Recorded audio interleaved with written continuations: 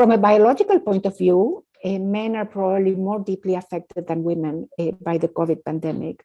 The virus itself, you mean? The virus itself. Yeah, exactly. Yeah, the biological impact of the virus.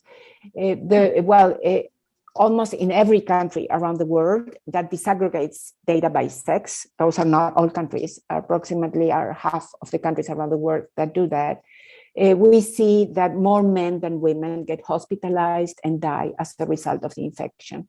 But from a social perspective, I would say that women are much more severely affected than men are.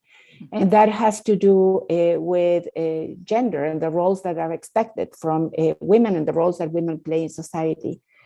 So a large majority of healthcare workers in the formal health sector are women, and therefore they are exposed to the virus more often than men. In the educational sector, most teachers are women in primary schools, and while they are exposed to the virus more than men are.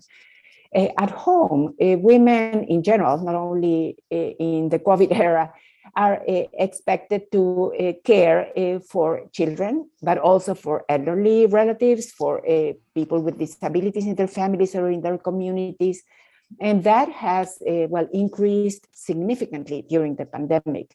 There are many data that come from use of time surveys that show how much more time women than men are spending on different domestic chores. Now that, or during the time schools were closed and during lockdowns, and even now that so many people are still working remotely. So the burden of those domestic chores has not been equitably distributed among men and women. They fall mostly on women. Many more women also have left the workforce, and many more women than men don't know if they will be able to return to the workforce, to their jobs once the pandemic hopefully is over or gets significantly better than what it is now. So the social consequences have been very, very severe on women.